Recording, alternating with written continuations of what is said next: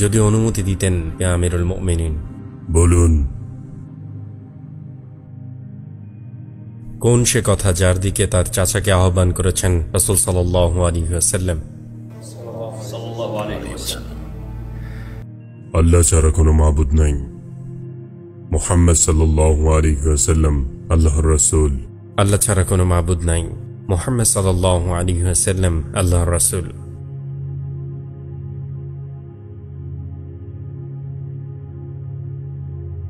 ইয়া আমিরুল মুমিনিন। আব্দুল্লাহ ইবনে আব্বাস রাদিয়াল্লাহু আনহু বলেছেন, আব্দুল কায়েস গোত্রের প্রতিনিধি সম্পর্কে বলেন রাসূল সাল্লাল্লাহু আলাইহি ওয়াসাল্লাম, তোমরা আল্লাহর উপর ঈমান আনো। এবং রাসূল জিজ্ঞাসা করলেন, তোমরা কি জানো ঈমান কি? তারা বললেন, আল্লাহ ও তার রাসূলই ভালো জানেন। রাসূল বললেন, আল্লাহর একাত্মবাদের স্বীকৃতি দেয়া, মুহাম্মদ সাল্লাল্লাহু আলাইহি ওয়াসাল্লাম আল্লাহ তাআলার রাসূল, সালাত কায়েম করা, যাকাত আদায় করা, রমাদানের কিয়াম পালন করা এবং মালের একাংশ যাকাত দেয়া। ইয়া আমিরুল মুমিনিন, আমি ওই সকল কিছু মনে প্রাণে স্বীকৃতি দিয়েছি।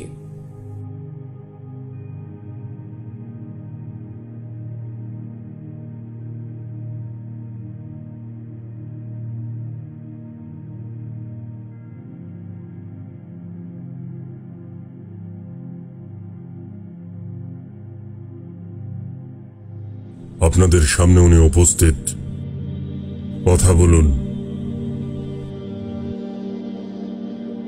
আপনি কোরআন সম্পর্কে কি মন্তব্য করেন ইবনে হাম্বল? সে তো নিঃসন্দেহে আল্লাহর বাণী। আপনি কি আবু দাউদের দিকে খেয়াল করেছেন হে ইবনে হাম্বল? যদি অনুমতি দেন আমিরুল মুমিনিন। যদি আমি তাকে একজন জ্ঞানী মানুষ হিসাবে চিনতাম তবে আমি তার দিকে তাকাতাম এবং আমি তার সাথে বিতর্ক করতাম। আমাদের জন্য তিনি জ্ঞানী ব্যক্তিদের একজন। আপনি বিতর্ক করুন। যা ইচ্ছে ইয়া আমিরুল মুমিনিন।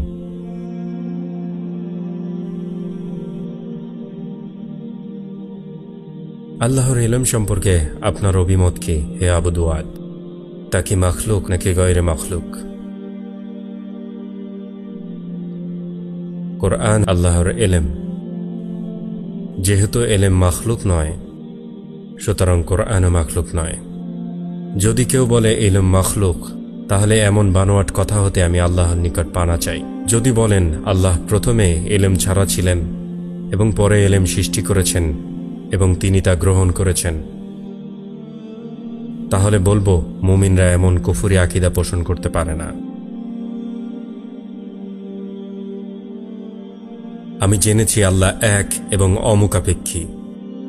তার মতো বা তার সমকক্ষ কেউ নেই, যেমন তার মর্যাদা।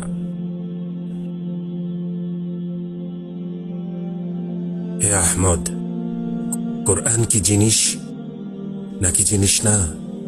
অবশ্যই জিনিস। আল্লাহ কি বলেননি যে আল্লাহ সমস্ত বস্তুর সৃষ্টিকর্তা?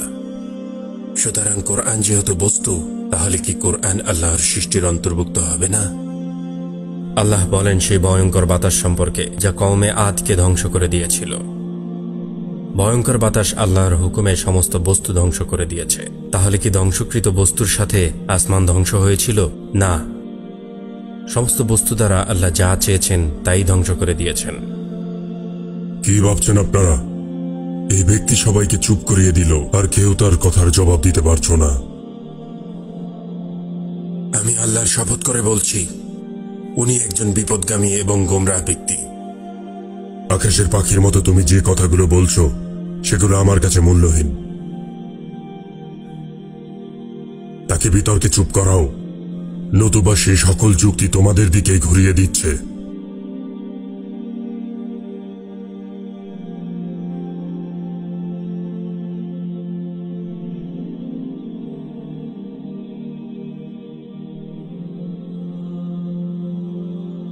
এই ব্যাপারে কি বলবেন ইবনে হাম্বল? আল্লাহ তাআলা বলেছেন, যখনই তাদের সামনে তাদের রবের পক্ষ থেকে নতুন জিনিস আসে, তাহলে কি প্রত্যেক নতুন জিনিস মাখলুক নয়? আপনি ভুল বলেছেন। অবশ্যই আল্লাহ বলেছেন, আল্লাহর পক্ষ থেকে যখনই নতুন বিষয় আসে তখন তারা তা শ্রবণ করে এবং তা নিয়ে তাচ্ছিল্য করে। আর নিশ্চয়ই প্রত্যেক ওই এলেম যা আল্লাহর পক্ষ থেকে এসেছে, যা মানুষ আগে শোনেনি, এগুলো মানুষের কাছে নতুন বিষয়। এবং যা রাসূল নিয়ে এসেছেন আগের কোনো কিতাবে নেই, সেগুলোও মানুষের কাছে নতুন বিষয়। আপনি কি শোনেননি আল্লাহ তাআলা বলেছেন, যখন আল্লাহর পক্ষ থেকে রাসূলের উপর নাজিলকৃত আয়াতসমূহ শোনে তখন তারা সত্য উপলব্ধি করতে পারে, এজন্য তাদের চোখ দিয়ে অশ্রু প্রবাহিত হয়। আর নিঃসন্দেহে কোরআন আমাদের নিকট নতুন বিষয় হলেও আল্লাহ তাআলার নিকট নতুন বিষয় নয়। আপনি সেই হাদিস সম্পর্কে কি বলবেন যেখানে রাসূল সাল্লাল্লাহু আলাইহি ওয়াসাল্লাম বলেছেন, আল্লাহ তাআলা সৃষ্টি করেছেন জান্নাত ও জাহান্নাম, আসমান এবং জমিনে যা কিছু আছে, তা থেকে দামি করে আয়াতুল কুরসি, তাতেও কি কোনো ভুল থাকতে পারে? প্রথমত, এটা কোনো হাদিস নয় যা রাসূল সাল্লাল্লাহু আলাইহি ওয়াসাল্লাম বলেছেন। এটি বলেছেন আব্দুল্লাহ ইবনে মাসউদ রাদিয়াল্লাহু আনহু। সুতরাং আপনি বিষয়টি ভালো করে পড়ুন। আর সৃষ্টি শব্দটি জান্নাত, জাহান্নাম এবং আসমান জমিনের ক্ষেত্রে ব্যবহার করা হয়েছে, কোরআনের ক্ষেত্রে নয়। বিষয়টি কি এমন নয়?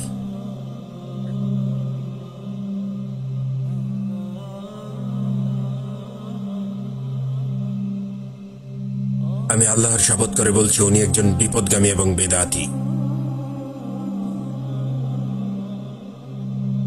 হে আমিরুল মুমিনিন, আমাকে এমন কিছু দিন যা আল্লাহর কিতাব বা আল্লাহ রাসূলের সুন্নাহ, আমি তা স্বীকার করব। কিন্তু বিষয়টি কোরআন সুন্নাহ দ্বারা সমাধান হবে না, বরং যুক্তি দিয়ে বিষয়টি সমাধান করতে হবে। খুবই অদ্ভুত। ইসলাম কি প্রতিষ্ঠিত হয়েছে কোরআন সুন্নাহ ছাড়া? দ্বীন এবং আকীদা গ্রহণে অন্য কিছুর অবকাশ আছে কোরআন সুন্নাহর বাহিরে?